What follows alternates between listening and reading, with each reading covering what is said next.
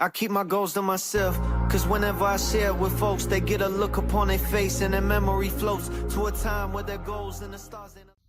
What's good? Let's get into Monday Night Raw from March the 23rd, 2026. This was an okay show for the most part. We got a lot of things thrown at us all at once. Oba got the upper hand on Brock Lesnar 2 weeks in a row. Punk and Roman finally escalated. Roman finally put his hands on CM Punk and attacked him, so I do like that. But we still need to get the reason as to why both guys have animosity towards each other. That needs to be addressed. We only have 3 weeks left until Mania. Let's get that going, please. We also got AJ Lee and Becky Lynch, so we know that they're going to have a match at Mania. That's fine. Finn Balor and Dominik Mysterio, they seem to point that they're going to have a match, basically. Don't know when that's going to be announced. It should have already been announced, but it's fine. We'll get there. But I don't think that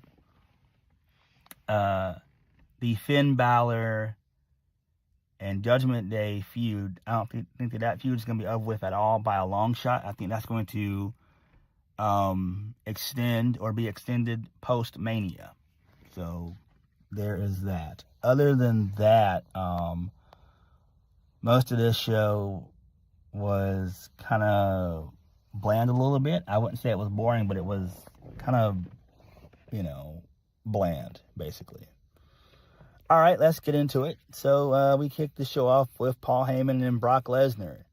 So Brock Lesnar came out wearing a cowboy hat, and he supported a shirt that said, he was wearing a shirt that said FAF5. I like that. It's really cool. So Paul Heyman gets on the mic, puts over Brock Lesnar's accomplishments. So the crowd begins to chant Oba. So Paul Heyman says that that's pissing Brock Lesnar off. He said the reason that they're doing that is because they need to be honest about what happened last week. Last week, Brock laid waste to 20 masked men, throwing them everywhere, and then he got distracted by Seth Rollins. That's when a man, so overhyped by WWE that it invokes his gag reflex, came down and took advantage of the fact that Brock Lesnar was in 20 fights and distracted by Seth Rollins. Paul Heyman says Obafemi, he's talking about Obafemi. So he then says, how many times have we heard the same narrative coming out of the WWE hype machine? So he mentioned, the stuff that Brock's done, conquering the Undertaker streak. He mentions that no one else compares to Brock. Not Goldberg, Braun Strowman, Dean Ambrose, a.k.a. Jon Moxley, Bobby Lashley, AJ Styles, or John Cena. And it won't be Obafemi, who got his WrestleMania moment by putting his foot on Brock Lesnar's chest last week and pointing to the sign. That's Oba's WrestleMania moment right there. Oba's going to be victimized and conquered by Brock Lesnar come WrestleMania. So the lights go out. Obafemi's music hits. Oba shows up. Gets a massive pop. So Brock goes to F5 Oba. Oba gets out of dodge, and then he clotheslines Brock over the top rope. Brock Lesnar is stunned, as is Paul Heyman. And that was that. So Brock begins to shout at Oba, saying that he got lucky. And then Brock Lesnar smiles, and then that was it. So this is fine. I like this. We need a definitive heel and babyface in this. I think Brock will more than likely turn heel next week. I could see Brock doing like a low blow and then doing maybe 1 or 2 F5s to Oba, standing tall, basically. That's kind of where I see this going again. I kind of wish this match had more of a build-up to it. I feel that this is something that could take place next year at Mania and just build Oba up for a solid year. But they're not going that route, so I don't know. But I do think that ultimately Brock will probably put over Oba in the end. I really do think he will. I do. All right, moving on from that. So Dominik Mysterio, he was backstage. He had a video package. He says that this match shouldn't be happening. It's all Finn Balor's fault that he lost the IC title. Finn Balor got what he deserved. Now he can focus on Penta. Dom says that he's the king of the luchadors. Okay, that's fine. Moving on from that, this leads us into the first match of the night. The Usos, Jimmy and Jay, main event Jay Uso. The Vision defeated them via DQ, Logan Paul and Austin Theory, because Logan Paul ended up bringing the brass knucks into play. Jay put on the brass knucks, and he decked Austin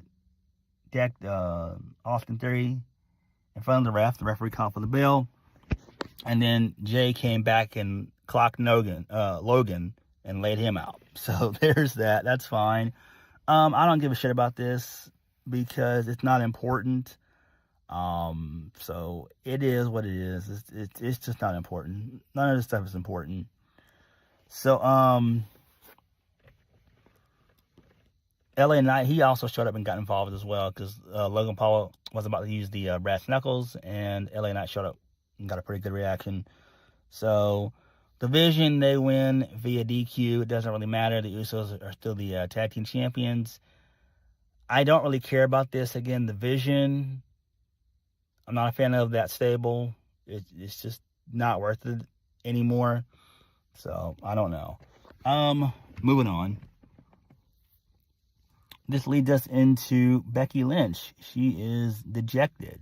So she's upset. So Becky shows up. She put herself over as per usual. She says she gets taking breaks. Becky said she took 10 months off, not 10 years. She put over herself some more and everything else. She said that her daughter is a fan of AJ Lee, and that Becky's the greatest of all time, according to Sports Illustrated and the Bleacher Report. So Becky says AJ's claim to fame is that she mastered the Divas era. Becky Lynch murdered the Divas era and ripped the butterfly wings off. So AJ shows up. So she wants to fight Becky. Becky gets out of dodge. So AJ Lee gets on the commentary table. She says that Becky Lynch likes to fight dirty. Maybe she has to embarrass her one more time and tap her ass out on the biggest stage of them all. So AJ Lee says that Becky wins. She'll show her why she's the best of her generation and Becky Lynch's, and maybe the next. She's your your favorite wrestler's favorite wrestler, and Becky Lynch's daughter's favorite wrestler. So AJ Lee's going to give Becky Lynch what she wants, and that's going to be her shot at the Women's Intercontinental Championship at WrestleMania. Okay, this is fine. And then Becky Lynch still continues to put herself over and everything else. So, whatever. I don't really care much about this. This basically went nowhere. We've seen them face each other before. So, you got to have a stipulation involved. Maybe a two out of 3 falls, or an I Quit match, or something of the sort. We need something to happen. We need something that we can kind of sink our teeth into. This can't just be another regular match. You got to add something to this. So, hopefully it happens, but don't really care. Moving on. The Usos, they're backstage walking with LA Knight. LA Knight says that Jey Uso's starting to act like Roman Reigns. So Jay takes exception to that. Jimmy calms down Jay. And then Jimmy warns LA Knight to mind his words when he speaks about their family. All right, that's fine. Moving on, this leads us into Javon Evans defeating Grayson Waller. So that's fine there. Match was okay. Javon is great. Javon got on a headset in the middle of the match and asked Corey, what did he say? We outside. I love that. So Javon Evans is great, man. Devon Evans is great. It sucks that he has no WrestleMania plans, although I wouldn't be shocked that if Penta and Carmelo Hayes, if they end up being in a multi-man match of some sort, maybe you have like a fatal four-way involving, Penta, Javon Evans, and a couple other guys, Dragon Lee. And then for SmackDown, you have Carmelo Hayes, maybe Ilya Dragunov, and a couple other guys. So I could see them doing like a multi-man match for both mid-card titles. That's just kind of how I see it going in. That sucks, but, they kind of got their most important matches out. Becky and AJ, Rhea and Jade, Roman Punk, Brock Oba. So you've got your big matches there. So you got your big matches. Oh, and Jacob Fatu and Drew McIntyre. You got those big 5 matches. So you are probably going to see a lot of multi-man matches for the remainder of the card to fill it out. And that includes the tag titles as well. So that's for both the men and the women. So, yeah, that's just going to happen. All right, moving on. This leads us into Paul Heyman. Adam Pearce, my bad. So Paul Heyman, he shows up. So Paul Heyman wants to Pearce to schedule a match with the Usos, putting the world titles on the line against Division in a Madison Square street fight. So Adam Pearce says that he'll look over it and take it into consideration. So Paul Heyman starts to get angry. Adam Pearce tells him to go to the ring because he made time for him to address Seth Rollins. So Paul Heyman doesn't want to, but Adam Pearce forces him to. Okay, that's fine. Moving on. Paul Heyman, he shows up next. He finally addresses Seth Rollins. He's still looking dejected. So Paul Heyman says that he's having a bad night. He's not happy about what's taking place so far. He makes fun of being in Boston, Massachusetts. He says that he's got nobody left. He said that Brock got pissed off and left after what happened with Oba. And Bronson Reed and Bron Breakker, they're both injured. And Logan Paul and Austin Theory, they're half conscious. So that leaves just him. So Paul Heyman says that he's got a stalker, a jaded ex. Then he makes fun of Seth Rollins. So he just wants, this to get to be over and done with. So Rollins shows up wearing the masculine attire. It's just him. And so the police show up. And Seth Rollins, he smiles. So Paul Heyman says that men in his family are snitches who file restraining orders. And Seth Rollins violated the restraining order, and he'll go to jail. And as a criminal, he'll be divorced by his wife and married off to half the locker room. Then his daughter will be put in child protective services, but Paul Heyman will adopt her. I'm like, damn. So Seth Rollins gets out of Dodge. He punches Paul Heyman in the face. And Seth Rollins gets arrested. So this is pretty cool. I like this. Really good shit here. This is interesting. Interesting stuff here. But again, what do you do with Seth Rollins at Mania? The original plans were always going to be Seth Rollins versus Braun. Braun is still out. Bronson Reed's on the shelf. We've already seen Logan Paul and Seth Rollins. We saw that in 2023.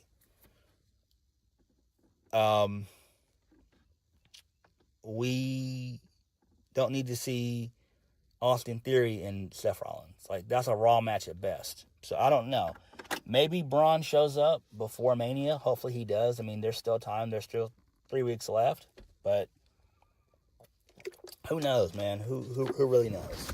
All right. Moving on from that. This leads us into Bayley and Asuka. Bayley and Lara Vaquer. They defeat the Kabuki Warriors, Asuka and Kairi Sane.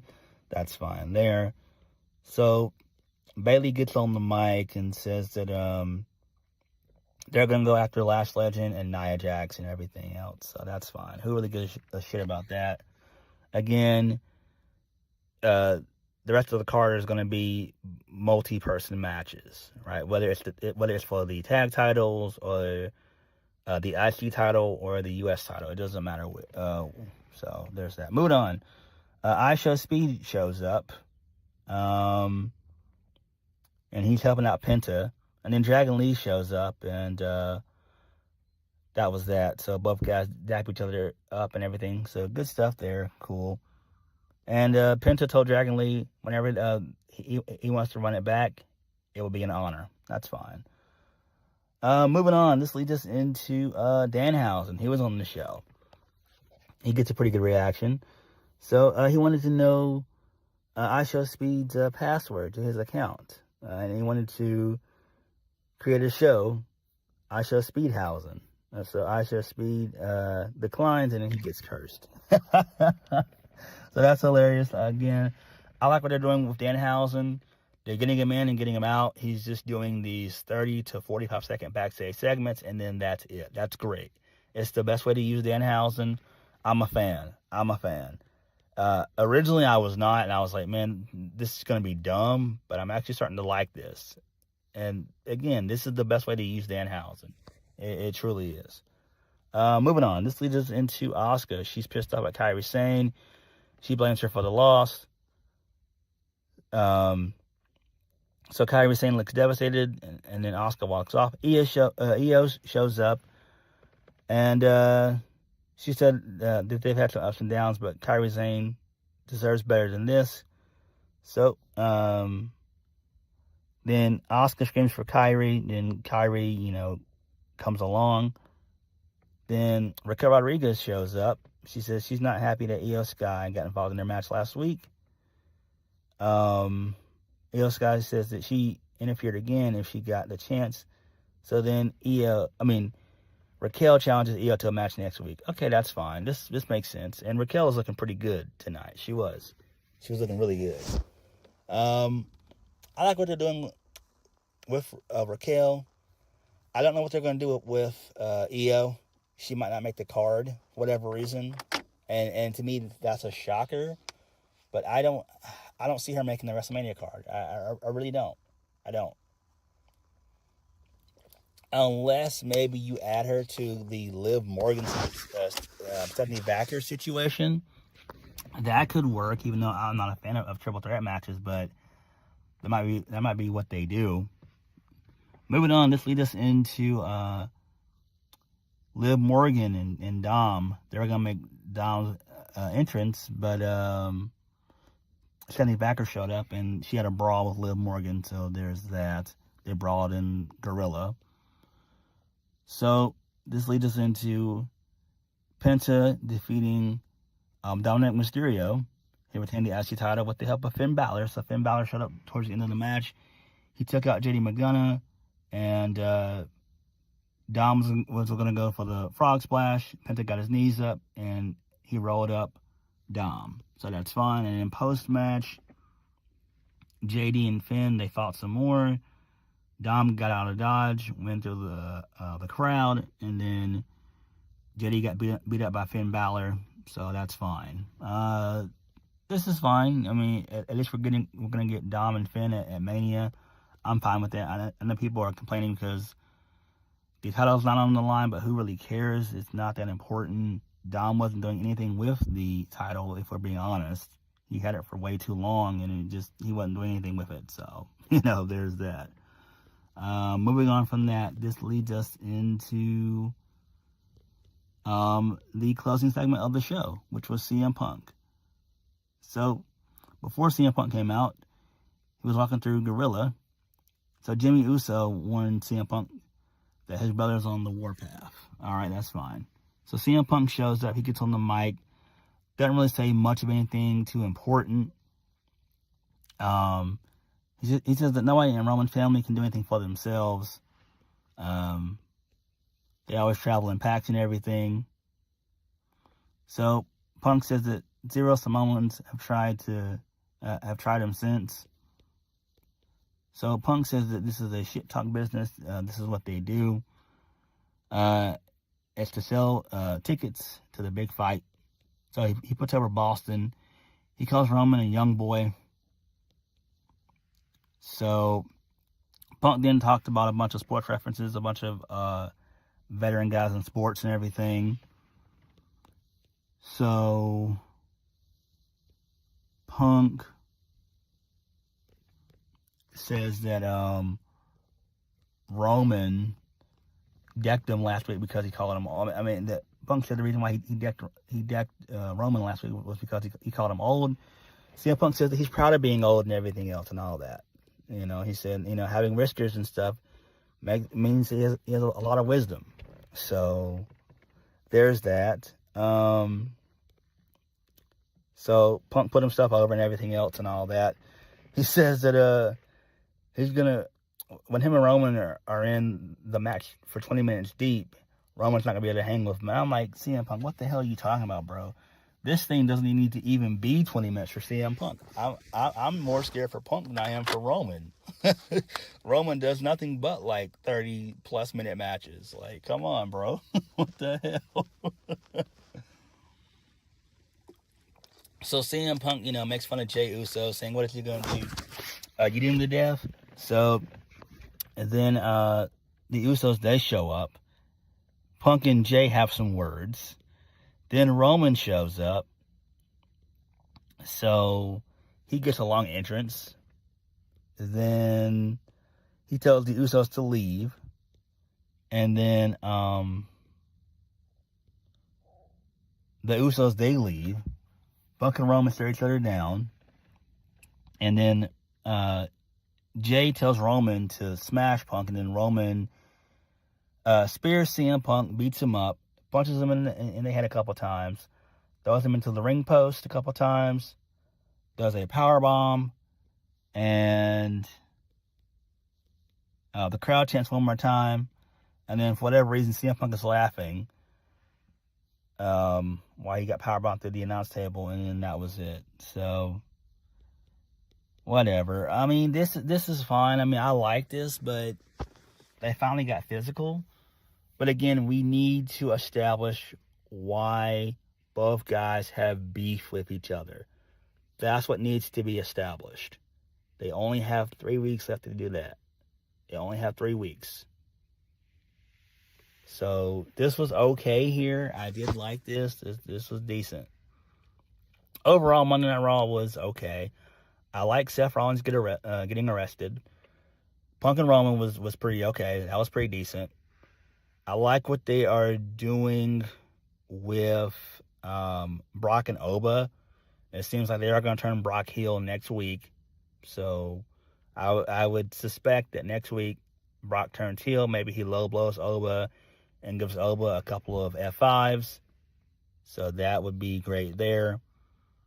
Other than that, everything else on the show was okay. But what did you guys think? Let me know. Like, comment, subscribe. Peace.